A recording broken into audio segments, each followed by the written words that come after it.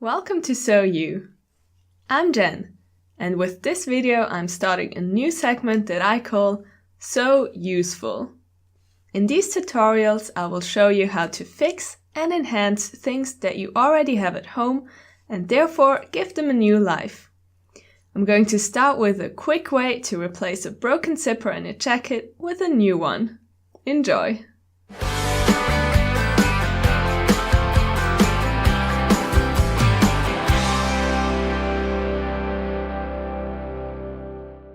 As you can see, the jacket is still in a great shape. However, the zipper is broken. You can close it, but it doesn't stay closed. That's quite annoying, and that's why we're going to sew in a new zipper now. We'll start by cutting off the old zipper. This is not the high fashion way to do things, but it's the quickest way, and it works. Take the new zipper now. And first of all, please make sure that it has the same length as the jacket. Thread your machine with the same color as your zipper and replace the presser foot with a zipper foot. Fold the beginning of the zipper tape down onto the back side of the zipper.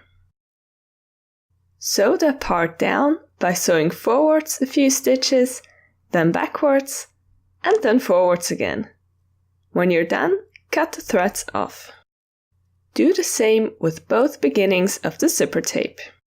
This step is to make sure that the beginnings of the zipper tape are already secured and held in place, so you don't need to worry about them when you sew the zipper onto the jacket. Pin both sides of the zipper onto the jacket and make sure that you leave a small and even distance between the jacket and the chain. Also make sure that the left and the right side of the jacket begin and end at the same level, that you have a nice transition.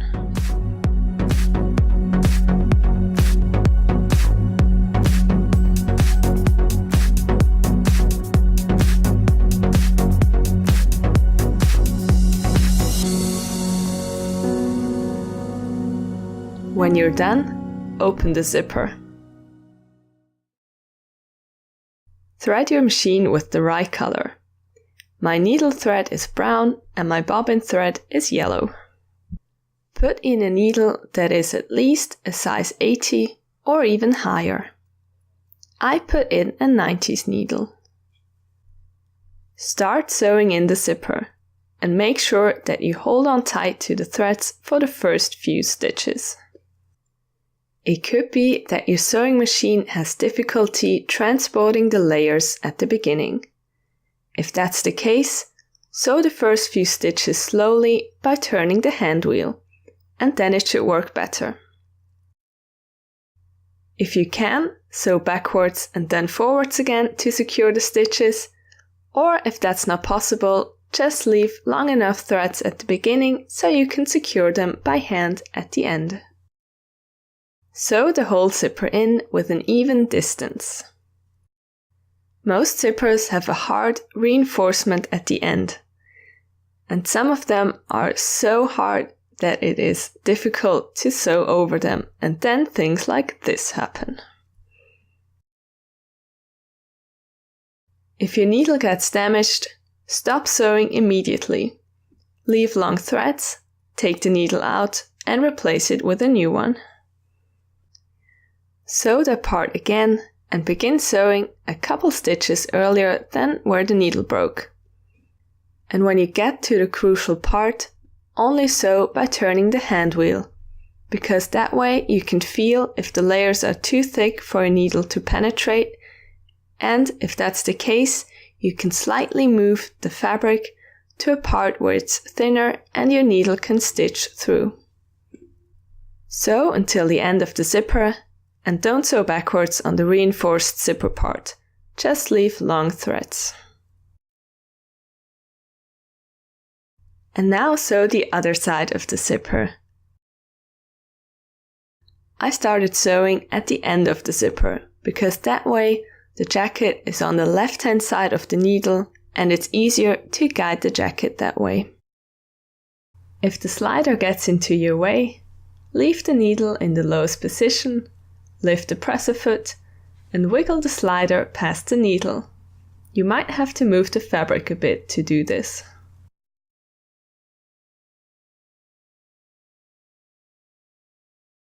Now it's time to secure the threads by hand. Pull the bobbin thread until the needle thread makes a loop. Use a pin to pull on the needle thread until it is on the same side as the bobbin thread. Thread them on a needle. Sew through the zipper tape until the threads are between the jacket and the zipper tape. And now secure the threads by making small back stitches. Making back stitches means you generally sew forward, but you start the stitch by sewing into the fabric slightly behind the point of where you came out from the last stitch. Cut off the threads after 3 back stitches.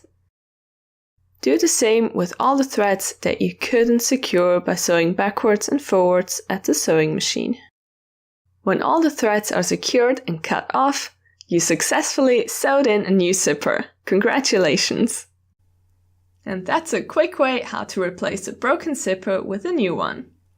Please subscribe and don't forget to hit the bell when you do.